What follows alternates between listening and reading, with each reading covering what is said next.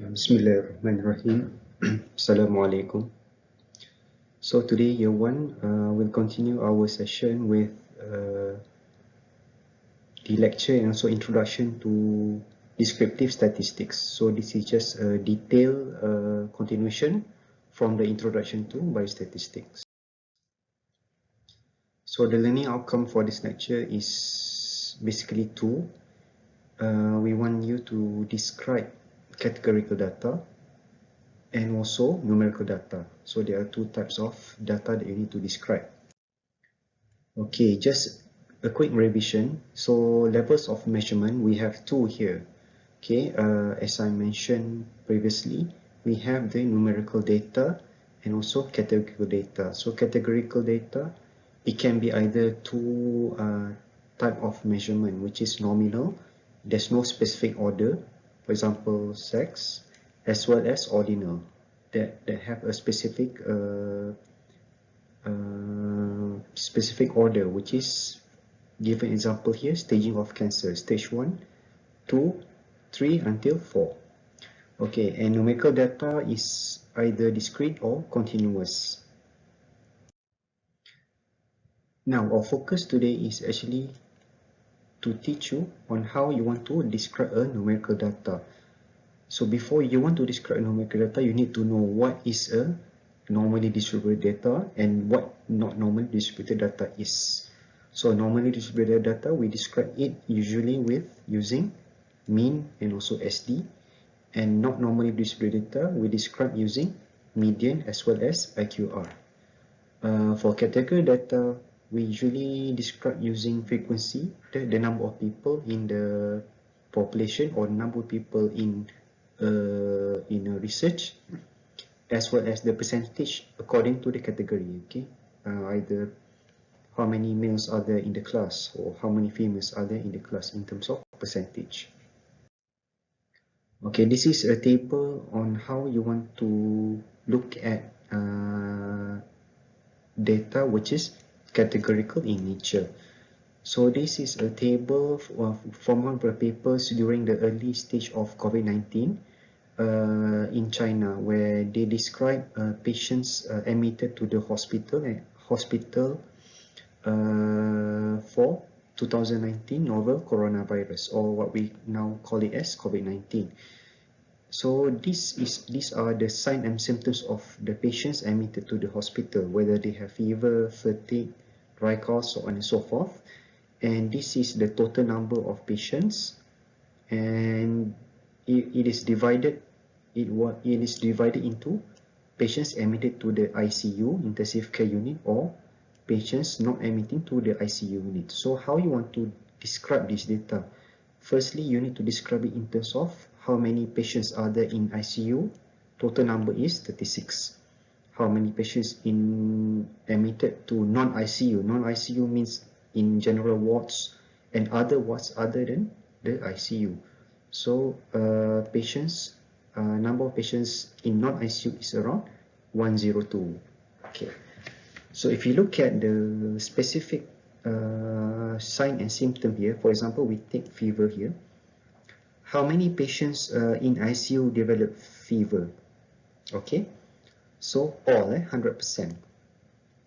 All patients admitted to the ICU having fever. So 36 out of 36 equals to 100%. And how many patients develop having fever due to COVID-19 in non-ICU? There were about 100. So 100 patients over 102 equals to 98%. So almost 100%, but it is exactly to be exact, it is around 98%. So majority of patients admitted to non-ICU setting due to 2019 novel coronavirus is 98%. Okay, so that's how you want to read. So you read it according to the rows here. Okay, we describe the percentage according to the row in this table. Okay, they also have here the p-value. Okay, p-value is basically depends on the depends on the level of significance. If you put it as 0.05, then anything less than 0.05, just like this one, is considered as significant. Okay, so in this case, it is less than 0.001, very small. Okay, so this is how you want to describe and look at categorical data in a scientific paper. Okay, how about numerical data? You need to describe numerical data in terms of the measure of central tendency. So what is measure of central tendency? We have three here, which are mean. Okay, mean is the average. We will describe it in the next slide much more in detail. Median, the middle value, as well as the mode, the most frequent. Okay, I give example here, the annual block final examination marks in percentage. So we have here 1, 2, 3, 4, 5 students having scored the marks as described here.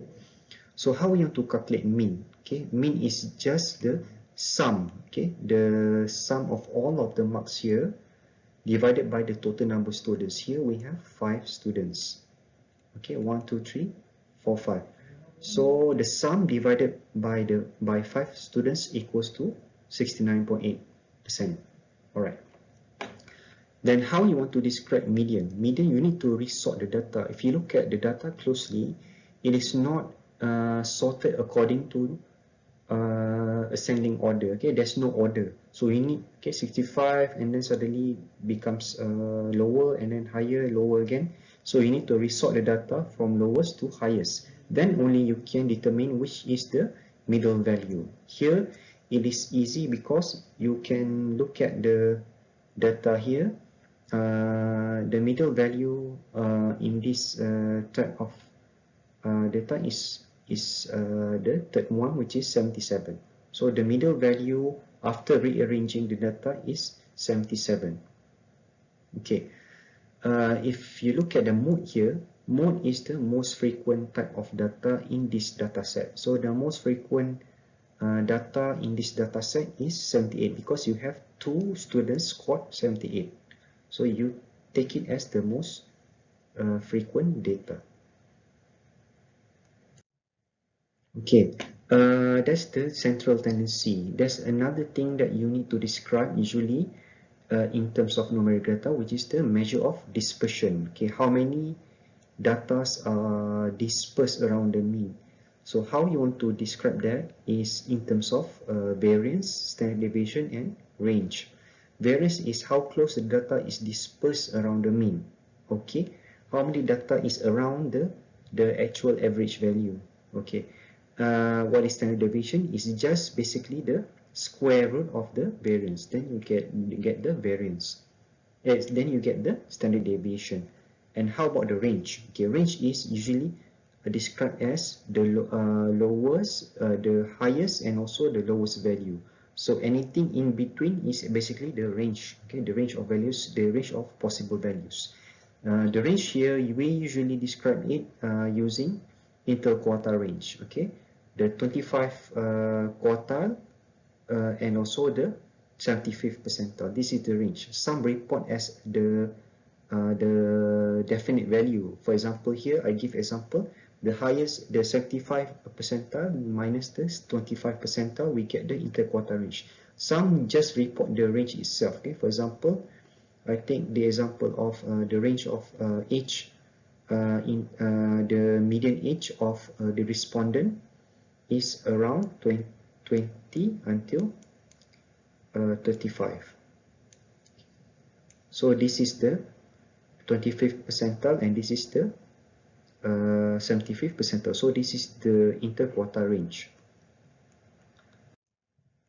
Okay, this is the formula to calculate the variance. Okay, we have the population variance. If you are looking at the whole of the population, for example, the population in Malaysia, what is the age group, the population, what is the population variance or the variation in terms of the age in Malaysia.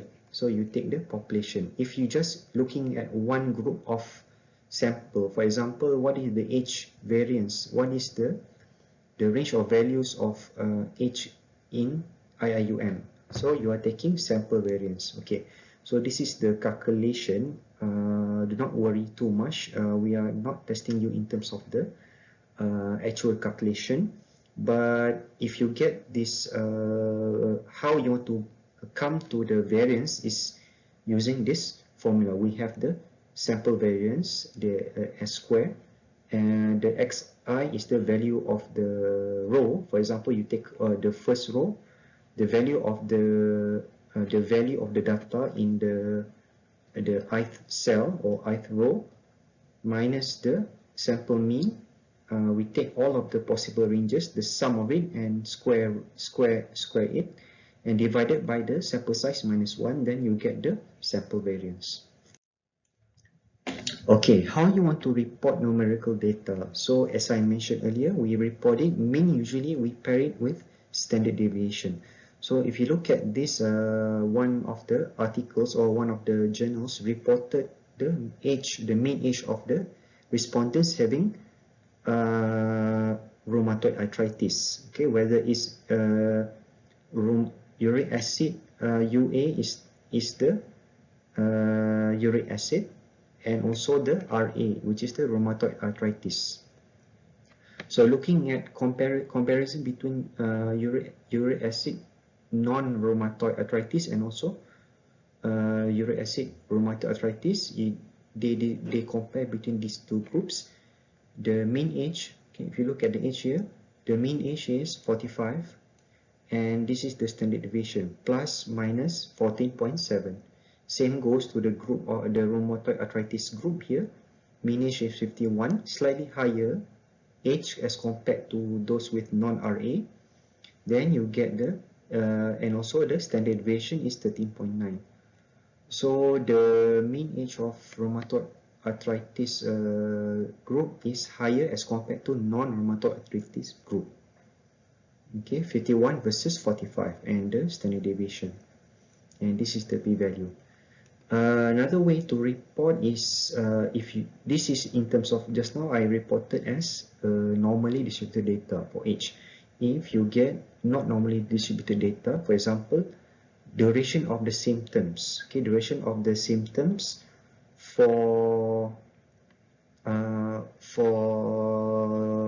the study here, you need to report median and interquartile range. Here, it gives you the duration of symptoms in terms of non-rheumatoid arthritis group is symptoms are around 27 days median, and the possible range of the days of the symptoms is 8 days until 62 days.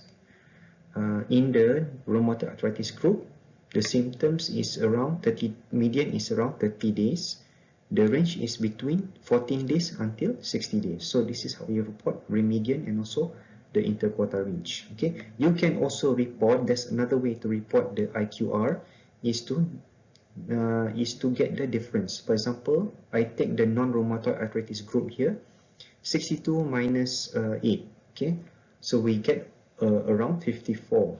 Okay, 54 is the interquartile range. You can also report that, but in most of the journal articles, they report the interquartile range as a true range, 8 until 62 days in the case of non-rheumatoid arthritis group.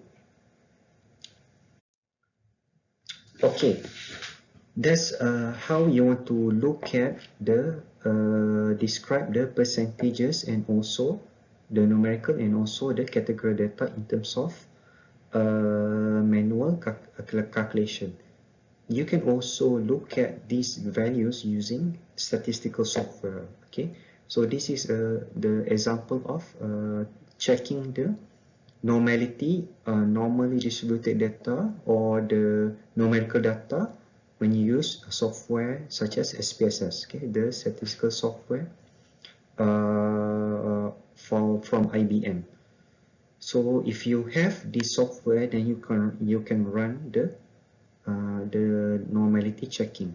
So how you want to determine whether you want to report either mean or median for a variable. Okay, you need to go in this SPSS, you need to go to Analyze, Descriptive, and also Explore. Then you have this data of your age. You want to determine is the age normally distributed or not. So you need to plug in the age here in this sample, and you need to report. Usually when we want to report the numerical data's normality, you need to report using the histogram, okay, the plotting of the curve, as well as some of the normality testing. In my previous lecture, I mentioned that you can use Kolmogorov-Smirnov or Shapiro-Wilk test. Then after you have run that, you click that, then you will get this histogram here, like this one. So the possible ranges from the lowest value of the age until the highest value of the age, you can get this type of histogram, age in years. Then how you want to determine whether it is normally distributed or not? You need to choose the you want to look at normality of the data set. So in here you can see that the curve is quite nice here, quite bell shaped. If you look at if you eyeball the data here, you need to look at other parameters as well. For example, the mean, does the mean equal to median or not? So if you can see here, mean and also median. The mean is 42.16, median is 42.0. It is almost the same, just plus minus. It is just difference by only 0.16 only, and it does not really have any specific difference in terms of the age group. So therefore, you can say that the mean almost equals to median. Then it already fulfills one of the criteria for normality, apart from the bell-shaped curve. Then you can also look at the skewness and kurtosis. It should be somewhere plus minus 2 standard deviation, okay, 2 SD. So here you need to look at the statistic. The skewness is 0.16. It's still within plus minus 2. Same goes to kurtosis. It is within minus 2. It is negative 0.18. So we can also say that this data have acceptable skewness and also kurtosis. If you look at the test for normality also, for example here, the data set is totaling up to 153 respondents. So you need to look at the Kolmogorov-Smirnov. Anything less than 50, you need to report Shapiro-Wilk. So the data here is not significant, p-value more than 0.05. So you can say that the Kolmogorov-Smirnov test is not significant. Then we can say that the data is normally distributed. Okay, you can also use R, the free statistical software, as compared to SPSS previously, which you need to pay for the license. So using RStudio, you need to download the software, install the software. You need to run the R first, and you need to install also the extension, which is the RStudio. Then you will get this sort of interface. So this is, you need to load your data set. Okay, your data set is either in Excel or XPSS format. This is the data set. This is the script. Okay, the script that you need to enter in order for you to run the analysis. This is all of the list of variables inside your data. Okay, and this is the visualization of your data. Okay, if you see there, I already run example here of the histogram for the age. Just like in my previous slide, where I showed to you how you want to run the normality of the age variable in SPSS. So you get the curve, which is bell-shaped curve. So this, if you want to run the the analysis, you want to check the numerical data normality, you need to download the data set first. Of course, you need to have the data set. This example here, health statistics is inside our community medicine website. Okay, iiumedic.net. Okay, if you go to iiumedic.net, you can find the data set there. Okay, so if you have the software, then you can run. You can even just copy and paste all of the script here. Okay, run one by one. Okay, so that's the difference between RStudio as well and also SPSS. In SPSS, it's just point and click, but in RStudio or R, you need to run or type in or copy and paste the script one by one. Then only you can have the full analysis. Okay, here I give example here. This is the way. This is the you need to prepare the variable first. This is the preparation of the variable. This is the script where you want to look at the mean, mean and also median. Okay, median. Okay, this is where you need to install additional package. Okay, additional tools that you want to run the skewness and kurtosis. Then only you can look at the skewness and kurtosis. Okay.